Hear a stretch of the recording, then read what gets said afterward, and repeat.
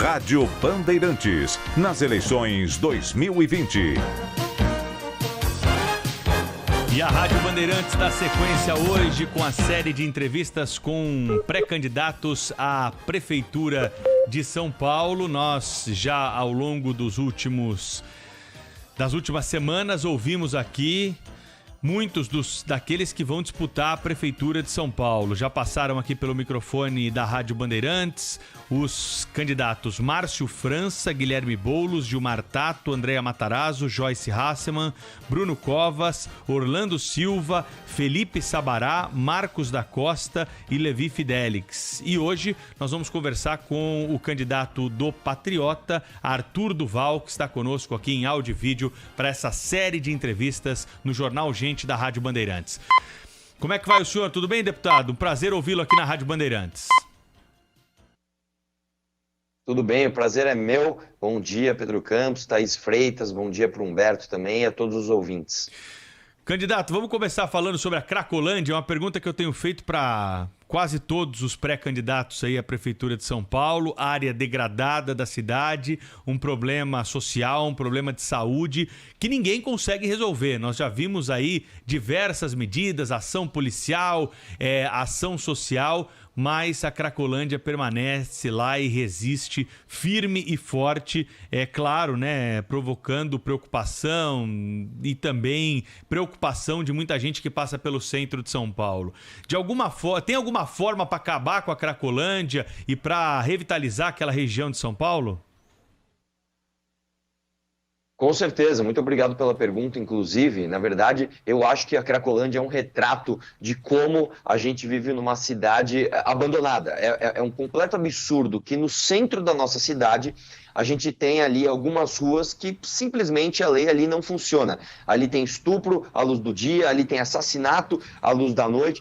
Então, assim, é um completo absurdo que a gente tenha isso. Acontece que, assim, apresentar o problema é fácil, né? Eu, inclusive, estive lá na Cracolândia por 2 vezes, fiz vídeo na internet, um deles, inclusive, aconteceu o que se chama virada de fluxo, né? O pessoal ali começou a sair quebrando tudo, etc. Eu estava lá, entrei ao vivo, inclusive, pelo meu Instagram e mostrei a realidade que ninguém gosta de mostrar.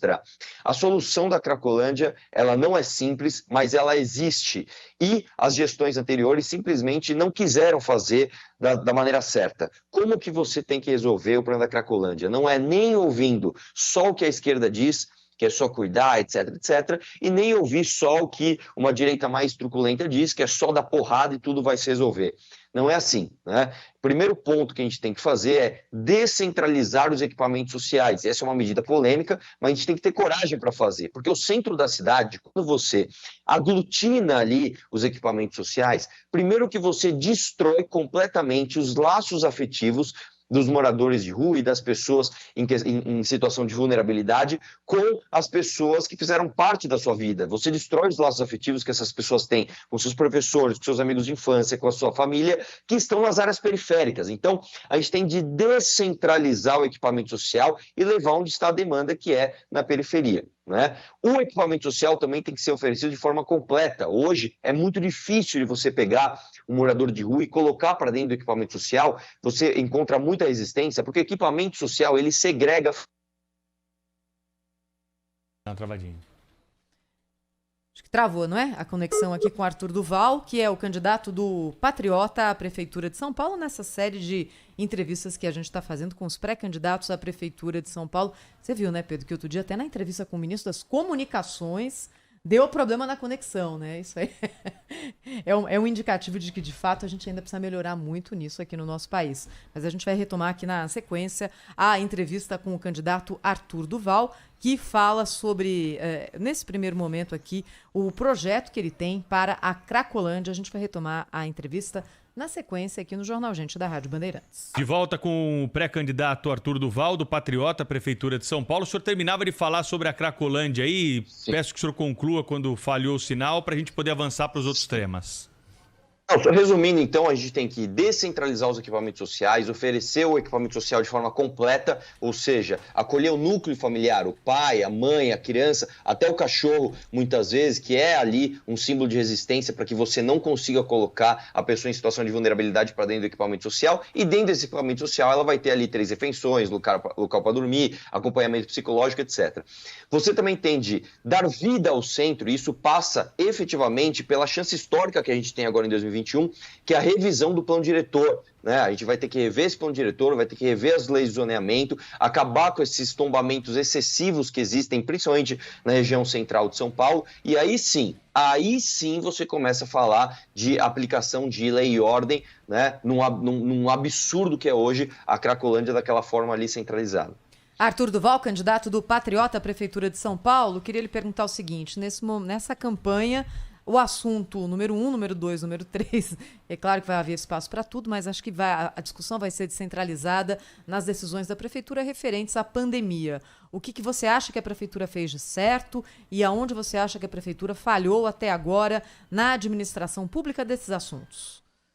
Vamos lá. Na verdade, se você pegar a saúde, a Constituição nos reserva, né, reserva ao município o papel mais importante. O primeiro contato que você tem com a saúde é municipal, né?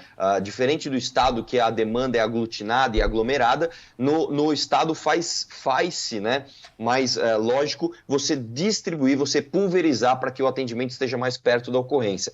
Eu acho que aqui é fácil ser engenheiro de obra pronta, mas a gestão Bruno Covas, ela foi, a meu ver, a mais atrapalhada possível. Nós tivemos o pior dos dois mundos, né? Nós tivemos uma quarentena longa demais, uma quarentena branda, e ainda por cima fomos palco de experimentos de um prefeito que não tem a menor capacidade de gerir São Paulo, né? Primeiro ele travou o trânsito, eu não sei se todo mundo lembra aqui, ele simplesmente travou os principais cruzamentos de São Paulo, travou ali os profissionais de saúde no trânsito, travou pacientes de diálise que não conseguiam fazer os seus tratamentos diários.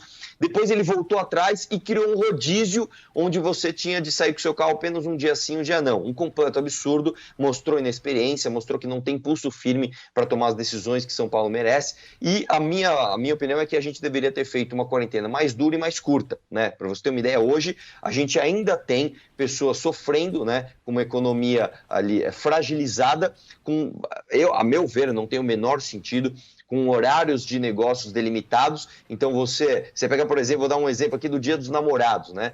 Tá todo mundo em pandemia, ninguém pode ir pro shopping, a não ser no Dia dos Namorados, nessa hora. Qual é o recado que você tá dando para as pessoas? Olha, então não pode aglomerar a não ser nesse dia. Nesse dia você pode aglomerar, que parece que o corona vai tirar férias. E hoje, quando você pega aqui, nós estamos já na segunda, estamos entrando na segunda quinzena do mês de setembro, ainda tem os negócios aqui com horário limitado. Então, eu acho uma completa falta de experiência do prefeito em relação a essa pandemia. Arthur, mobilidade urbana, vamos falar um pouco sobre o transporte público, né? Tem candidato aí defendendo até gratuidade, né, pro passageiro. Dá para fazer isso? Qual que é a tarifa ideal aí? Você já fez algum estudo a respeito do tema? Sim, na verdade é o seguinte, o Boulos, né, que fica apresentando, nós vamos fazer a tarifa zero. Eu tenho um vídeo bem famoso, inclusive, na internet, se não me engano, de 2016 ou 2017, onde eu vou ali perguntar para aquele pessoal do passe livre, né? Pessoal, como que tem que ser a passagem? Tem que ser de graça, tá bom. Quem é que vai pagar o motorista do ônibus? Não, a prefeitura. Tá, quem é que vai pagar a prefeitura para pagar o motorista do ônibus? Aí o cara dá aquela travada, aí vai, nós com impostos. Então, peraí, você está querendo pagar mais imposto para você supostamente ter uma tarifa zero?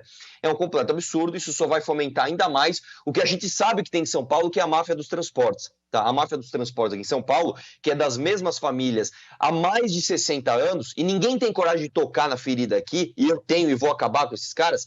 Esses caras aqui têm um subsídio, tiveram um subsídio aumentado na gestão Haddad, né, de 0,4, 0,5 bi, para hoje mais de 3,5 bi. Então isso é um completo absurdo. O que a gente tem tem que fazer para acabar com a máfia dos transportes. Os nossos contratos aqui em São Paulo são os únicos contratos, né, das grandes metrópoles do mundo que não separam o risco de capital do risco de operação. O que eu estou querendo dizer aqui? Para você prestar o serviço de ônibus em São Paulo, você tem de ser o dono dos ônibus e das garagens.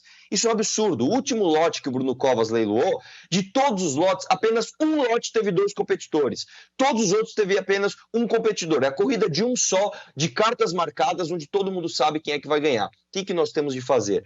O contrato do aluguel dos equipamentos é um.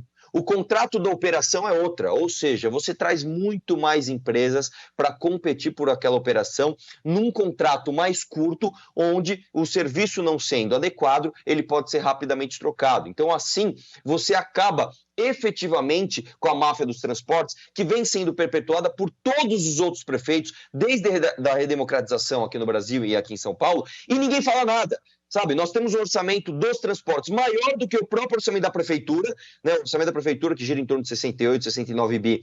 O orçamento dessa máfia de transportes passa dos 70 e fica todo mundo ali corroborando com os mesmos caras. Então a gente precisa mudar, a gente precisa de alguém com coragem para acabar com esses caras. Arthur, é uma eleição municipal, mas é claro que o viés ideológico sempre entra na campanha, daqueles que se posicionam ao lado do presidente Bolsonaro, candidato do governador João Dória, candidato mais à esquerda, alinhado ao ex-presidente Lula.